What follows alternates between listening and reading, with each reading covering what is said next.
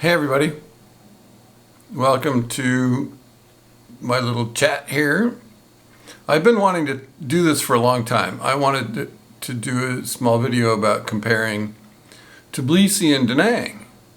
I spent 17 months in Tbilisi and I really liked it, but I really like Da Nang too. And they're so different, but also both of them are easy. And let's go. I just want to go over some points that I'm going to talk about, and you can, make notes if you want. So let's get started. So the first thing you notice once you get into Tbilisi and you get on your feet and you start exploring the city a bit are stray dogs. There are stray dogs everywhere, and if it got to the point where if you're hiking up in the mountains, you kind of want to have a stick or something to defend yourself against packs of dogs. And I ran into that a couple times. There's some places up there that are really fun to go wander around, but there's always like, oh my God, there's 8 dogs right there, and they're all, fighting each other, or not really fighting, but they're playing with each other, and it's all of a sudden they notice you and they start coming up to you, and it's like, oh shit. And so, it's like I wanted to have a walking stick with maybe a heavy end on it that I could use to defend myself against dogs.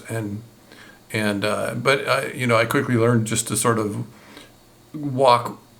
give them a wide berth and walk well around them instead of trying to go through them.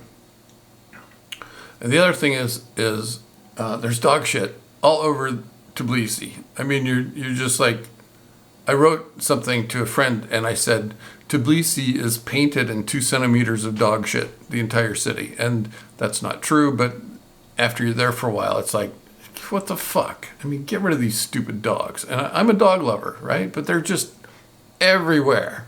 It's just gross after a while. It's just gross. It's like, this is unnecessary. You guys, come on, do something about this. And that's kind of a negative for Tbilisi. Walking the street in Tbilisi, you're surrounded by smokers. Pedestrians on the sidewalk. Everybody in front of you is smoking. Everybody behind you is smoking. And it's just irritating. And here, the Georgians did outlaw tobacco in restaurants, thank God. And they did that not too long before I got there. Otherwise, that would have been really difficult. Here, once in a while, I have to like stop in Da Nang. I'm like on the sidewalk and I just stop and give somebody 30 seconds or 45 seconds to get way ahead of me if they're smoking. I did that last night. Some guy was just like smoking heavily, walking on the sidewalk, and he was in front of me, and I was walking through clouds of smoke, and it's like, what the fuck? But Tbilisi is way worse, way worse. Everybody, it seems like Europe. I mean, Spain was like that too. Everybody in Spain smokes. All the Spaniards smoke. It's just like disgusting. Europeans like to smoke. And the Americans figured out that we've done the science that tobacco is dangerous as hell. Secondhand smoke is unbelievably poisonous, and it's been pretty much outlawed in the States. You can't, in the U.S., if you're caught in your car smoking with children in your car, you're risking having your children taken away from you. That's how strict the laws are, because we have discovered how poisonous it is, how horribly poisonous tobacco smoke is. Secondhand tobacco smoke is worse than firsthand tobacco smoke. Rant about smoking. I hate fucking smoke. And I'm an ex-smoker. I immediately get a sinus infection if I smell tobacco smoke.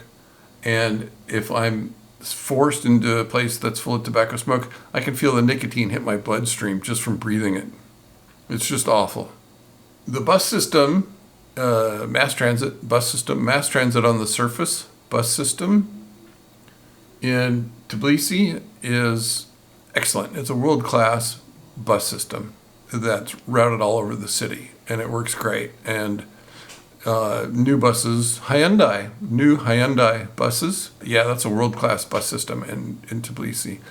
And we'll talk more about mass transit in Tbilisi. There's a bus system here in Da Nang that I don't use because I'm either on foot or on my motorbike. And once in a while, I will use Grab if I have some bizarre one-off need for a ride somewhere, I'll use Grab, but mostly it's on foot or motorbike here in Da Nang. In Tbilisi, it's on foot or bus or the metro system.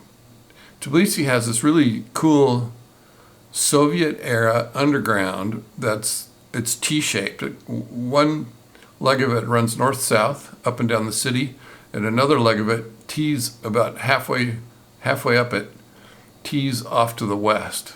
It runs east-west, and it's rickety, old, noisy. Oh my God! And it's fast, and it's just loud. You're in it, and you want to just plug your ears, but it's kind of fun, and it's really cool, and it's cheap to use, and it whisks you all through the city fast. So that's fun. The metro is fun, and it really is beneficial for being skinny. I mean, the thinnest I've ever been was when I left Tbilisi.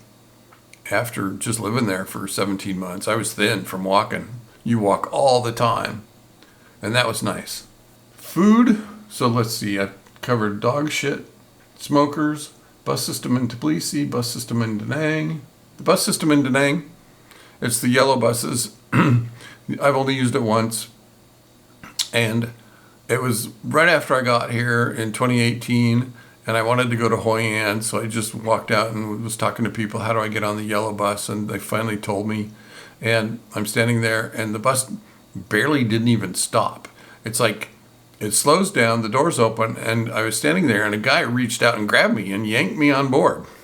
It was crazy. And it was kind of crowded, and there were people with, lots of stuff with them, like chickens and baskets and stuff. And it was kind of fun, and they were all looking at me and smiling, and yeah, that was something. Okay, let's see. Motos, metro, food. The food in Vietnam is way better, way better. The food in Georgia, there's a lot of khachapuri's, a lot of bread, a lot of meat, and I went vegan there. I turned into a vegan there, and so there's a considerable vegan scene in Tbilisi that you can find. It's pretty easy to find. Walkability. Da Nang is sea level and flat, and it's really walkable. Great. It's a great walking town, Da Nang is.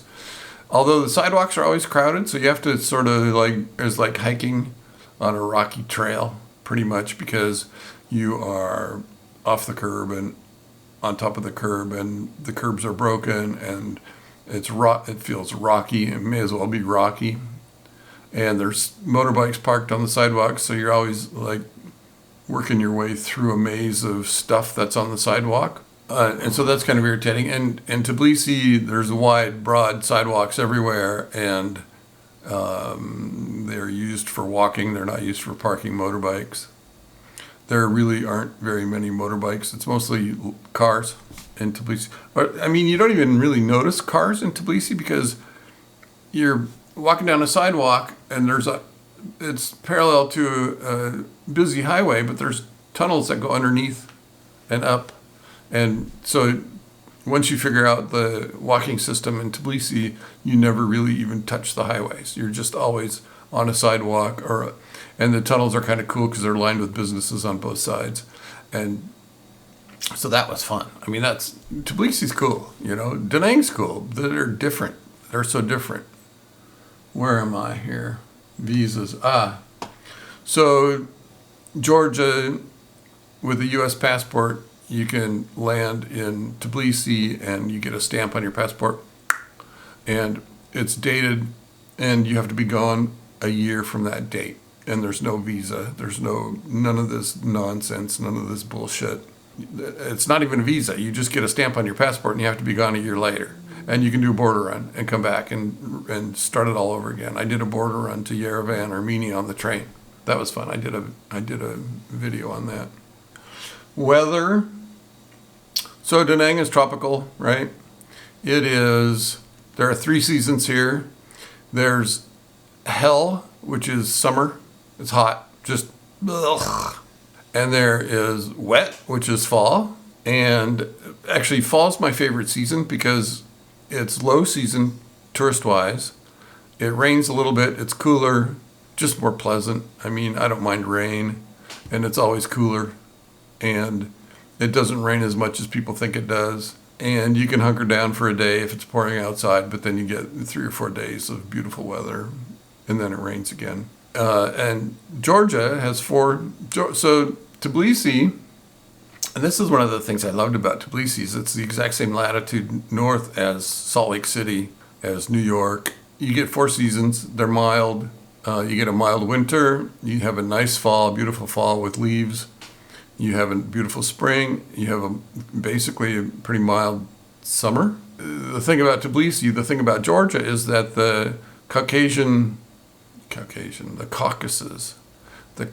Mountains on the north are huge, and they block the cold from Siberia from coming down, and the Caucasus. So it's the Greater Caucasus on the north, and it's the Lesser Caucasus on the south, and they block the heat from the desert coming up from Iran and Saudi Arabia, and protect the.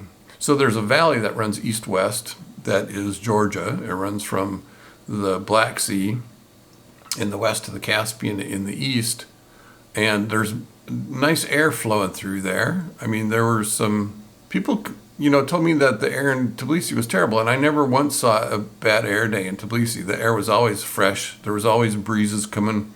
The breezes go from west to east through the valley, and so the air, I always liked the air in Tbilisi. It was good. Walking in Tbilisi was good. Seasons, covered that. General ease of living. Both are, Da Nang is super easy to be here. Super easy to be here. Motos are simple and easy. Getting around on a motorbike. You have to be careful because it's dangerous. Georgia was cheap. I had an apartment that was $400 a month. It's tiny. But fully functional, great bed, nice tiny kitchen, single hot plate, small fridge, but completely usable, completely workable for a single person. Big closet, nice bed, a desk, had a nice desk and a chair. So I had basically the same setup as here, speakers and big screen TV and my laptop. Let's see here, general ease of living. Yeah, walking in both cities. Oh, so walkability in Tbilisi. So Tbilisi is a great place to walk. It's hilly, but there are cable cars everywhere. So you can, you get off the metro and you walk a ways, and you can jump on a cable car and go up the mountain and walk down, meander your way down back through the city. And, stop for bread and stop for vegetables, carry a backpack, do your shopping, little bits here and there at a time. Really fun, easy, nice walkability. And, so it's different. Here it's flat, right? Tbilisi, Da Nang is flat. It's got the river, a bunch of bridges, so you can walk. If you like to walk, you can walk long, beautiful distances here. There's the beachfront that has the sidewalk that runs all the way up and down the beach. And if you jump onto the beach is 30 kilometers long, unbroken. So you can do that if you want. Let's see, walkability. Da Nang, super walkable. Tbilisi, super walkable. Tbilisi might be more fun. You get better exercise in Tbilisi because it's hilly. For sure, you get better exercise in Tbilisi because it's hilly. And the cable cars are cheap. So the bus system, the metro system, and the bus system, and the cable car systems are all on one card. So there's a couple cable cars that you have to pay extra for, the funicular that goes up the mountain. But mostly the cable cars and the metro and the buses are all one little card that you add money to, and you just keep it in your wallet, and you flash as you go in. The metro system is one price, no matter how far you're going. So it decrements your card every time you walk through the turnstile and you flash it, and it decrements your card 1 lari, which is about 30 cents or something like that right now, I think. And you can go as far as you want on the metro. What else? Seasons, general ease of living, smoke, I talked about that. Noise, it's a toss-up. They're both noisy. Cities are noisy. Da Nang can be noisy. I don't know. I'm going to say Da Nang is quieter. The noise in Georgia, the noise in Tbilisi was from cars and lead-foot young punks in fast European cars blasting around with modified exhaust. Or motorbikes that are loud, motorcycles that are loud. The noise level was different in Tbilisi than it is here. Like right now, I'm in my apartment and it's quiet. You know, my balcony overlooks a bunch of roofs. There's no road back there. There's a little tiny road that only services a tiny neighborhood. The front side of this building, though, overlooks a busy street. So, but I'm not there. So my apartment's quiet. Weirdness level, what's weirder, Tbilisi or Da Nang? I don't know. I mean, Tbilisi is Western, you know, well, it's old Soviet. Well, actually, it's way older than the Soviet Union. Tbilisi is 3,000 years old. It's been continuously occupied for 3,000 years. So it's an old city. And you're walking around Tbilisi and it's like everything looks like a castle. You know, it's like the city is sort of ramparted on all sides by things that look like castles. So it's this ancient, and the bridges are massive stone bridges with highways going over them, and it's Caucasian, right? I mean, it's the Georgians. How weird is it? I don't know. Da Nang is weird because it's Asian, but then you get so used to that. Vietnamese, beautiful, cute, super cute Vietnamese people running around. I live in the expat area, so there's a bunch of, you know, Caucasians wandering around and Indians and black people, and it's a mix. It's an interesting, diverse mix here. People don't understand. I mean, they understand Asia, but they don't really understand Georgia because not really very many people know about it or go there. But it was fun. I mean, I liked Tbilisi. Language, the Georgian language is bizarre. 4 million people speak it.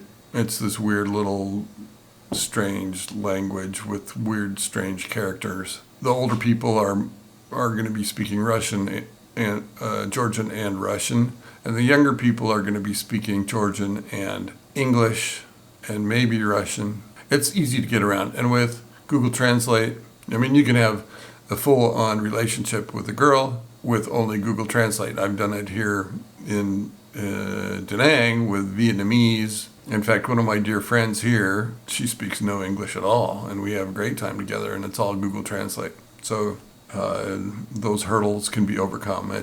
Those are easy hurdles to be overcome, can be overcome. Helpfulness. So the Vietnamese are lovely hosts. They smile. They're willing to be helpful. They are fun. They're funny. They generally like me. But the Georgians are not. Like you go through the checkout at the grocery store and they're like put out that they have to actually be there and do a job. And they don't smile and they don't want to be there and they're making shit wages. They are basically unhappy with life and they show it. And the Vietnamese are just like wonderful and smiling and happy and, you know, are grateful. Maybe it's the difference between being Buddhist and being Christian. I don't know. Pretty much the people are wonderful, you know, everywhere. You know, I have this split right down the middle of me. I hate everybody and I love everybody, you know. I can't stand anybody and I absolutely love everybody. What's that all about? I don't know. So I have a point here, massage. The first experience with Thai massage was hang on. I spent a month in Thailand before I came here in 2018. And I was horrified by what I considered just to be sleaze in Thailand. Just layers and layers and layers of sleaze. I was in Pattaya and I was just horrified. And my perspective was that of a conservative, you know, Utah boy, Idaho boy that had never seen anything like, you know, you're walking down the street in Pattaya and lady boys are offering to suck your, you know, whatever, and just eye-opening and horrifying, and it's like, and I'm in Tbilisi, and there are massage parlors, and I get a massage from these, and they're all Thai people in Tbilisi operating massage parlors. So I'm in Tbilisi getting massaged by this old, fat, I mean, she wasn't that fat, but this, somebody in her 50s, somebody who'd been doing massage for 30 years probably, and I had my eyes opened and my life altered by that massage.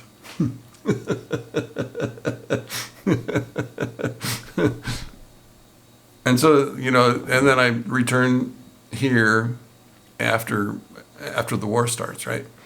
And I make my way down to Thailand again. I wanted to see Phuket, so I went to Phuket, and I'm walking through Walking Street in Phuket, and it's like, it was my entire visage on how I viewed the world had changed. It was like, oh, this is fun. This place is cool. I love this. This is wonderful. The things that a massage can do for you. Tbilisi, the war started in February of 22, right? And within a week, 50,000 Russian refugees from the war landed in Tbilisi. And it was, it was weird. It was weird. It was like all of a sudden there's all these young, tall, blonde couples wandering around, people that had somehow squirreled money away elsewhere, and some people who had not squirreled money away elsewhere and found their way in Tbilisi, and none of their cards worked anymore because the sanctions shut down all the banking, all the Russian banking. So there was some desperation there. And, I'm a 12-stepper. I've been sober for 37 years, since 87. And there was no 12-step meetings in Tbilisi, so I started one. And my 12-step meetings were often visited by Russians that wanted to practice their English, and that was kind of fun. But some of them were a little sketchy, like people that were living way beyond their means, or maybe they were filthy rich. But people coming to my 12-step meetings in Lincoln Navigators that were chauffeured. Da Nang, I don't know if there are spies and villains running around here, but man, let me tell you, in Tbilisi, that place is crawling with spies and villains. It was like Casablanca. When the war broke and all these refugees showed up, it was like Casablanca, and that was in February of 22. And then in September of 22, Putin announced the call-up of another 300,000 soldiers, right? And within a week, another 100,000 Russian refugees showed up in Tbilisi. And a lot of them, the initial 50,000 sort of filtered through. A lot of them went to Turkey. Tbilisi was their initial jumping off point. And then, they would just go on to further places. A lot of them ended up in Thailand. I mean, Phuket's overrun by Russians right now still. Central Asia, so Georgia is Christian, right? I want to talk about religions a little bit here. Georgia is Christian. And the patriarchy, it's called the patriarchy. It's kind of like the Catholic Church, but it's not. It's Eastern Orthodox, and it's actually called the patriarchy, and it's these priests wandering around in black robes and stuff. And you walk into these big, beautiful churches, and there aren't any pews, there's no chairs. It's just one big room, and I didn't go to any services. Not really interested in that, but the architecture, I guess people go in there and stand, or I don't know what they do. But it's Christian, it's Jesus people. And here it's Buddhism or nothing. I mean, if you look at the demographics of Vietnam, it's mostly atheist or agnostic, only 20% religious, and of the 20% religion, a lot of it is Buddhism and then other things, right? Christian. There's, big Catholic Church presence here from the French. So there's a cathedral here. There's a giant Da Nang diocese building here that's part of the Catholic Church. So there's that. But most people here are Buddhist, I think. Or most people here are atheist. 80% are atheists. They don't believe in anything, which is, makes for a healthy mindset, I think. Air quality, mostly, we're coastal here. So the air quality here, if the wind is blowing from the ocean, it's good. If the wind is blowing from the south up the coast, sometimes it's not good. I would say 2/3 of the year the wind is blowing from the ocean, and we have crystal clear, beautiful air here in Da Nang. Proximity to other places. Da Nang has a good airport. You can get to Bangkok easy. You can get to Kuala Lumpur easy. You can get to Hong Kong easy. You can actually get to Korea Air. Flies from here to Seoul, and you can go from here to Seoul and catch another flight over the pole to anywhere in North America. Like you can go from Seoul to Minneapolis or Seoul to Dulles. Tbilisi, on the other hand, is pretty close to Istanbul, pretty close to Athens. You can jump over to, let's see, I took the train down to Yerevan, Armenia for a border run. That was kind of fun. And you can get to Azerbaijan if you want. You can go over to Baku and hang out in Baku. Baku's kind of rich, expensive.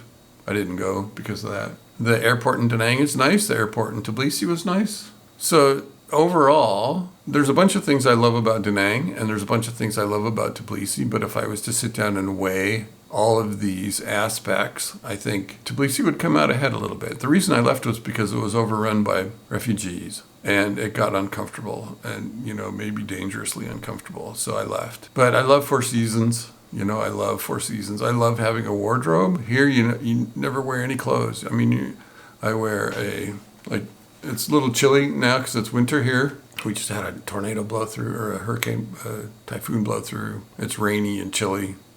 I mostly just wear a poly blend business shirt and cargo shorts and flip-flops. I mean, that's all you need here. But in Tbilisi, you need, winter clothes. You need a parka with a hood. You need gloves, you need a stocking cap and boots and jeans and long pants. And I like that, I like having to be able to wear clothes and walk through weather. I mean, the weather here is rain and wind, rain and rain and rain. But in Tbilisi, you can go for a walk in the snow. And Tbilisi also is sophisticated. Oh my God, it's like been the middle of the crossroads and the intersections of so many cultures over the years. It's a beautiful city. There's a river running through it and bridges. Da Nang has the same thing, a river running through it and bridges. But there's something beautiful and old about Tbilisi that's not here. I mean, where I live right now, 50 years ago, 1975, the war was just finishing. And most of this area was nothing but coastal dunes. This whole area was coastal dunes, and now it's all covered in hotels. It was discovered, and the tourism industry has discovered it and has built upon that. Let's see, what else can I say in conclusion? Weighing, Da Nang, Tbilisi, Da Nang, Tbilisi. I would say Tbilisi, a little more. And if the war ends, hopefully the war will end, the city of Tbilisi inside Georgia will stabilize.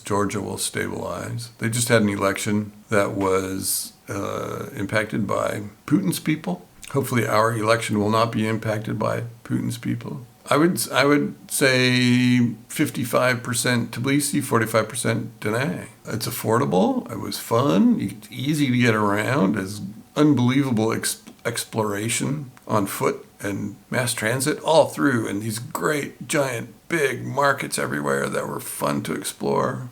And cool people from all over the world. I mean, my barber was adorable, and she was Iranian, right, from Tehran, just south of there. Iran's just south of there, so lots of Iranians running around, and they're wonderful people. Okay, I should wrap this up. Tbilisi, explore Tbilisi, check it out. Really take a look at that place. It was wonderful. No visa. If you have a U.S. passport, it was cheap. If you have a U.S. passport, you can just land there and spend a year there without farting around with visas. When I first got there, I did have to have 2 COVID stamps with me, on me, proof of. Otherwise, they would have just kicked me out. They wouldn't have let me land. They wouldn't have let me come in. They would have just said, go sit over there and you're on the next flight out of here. But that's probably not being enforced now. Yep, that's the list, pretty much. I hope this is informative. Da Nang is fabulous. Da Nang has been my home for a full 5 years, 60 months now. I spent 17 months in Tbilisi. And I really like the Georgians, for the most part. They are politically active. Oh my God. There are protests all the time. There are big protest grounds. The main drag through town is a massive protest ground, and there are protests all the time. They're always protesting something. They know how to protest. Okay. I'll wrap this up. Love you guys. Love everybody. See ya. I hope this was informative for you. Okay? See ya. Bye.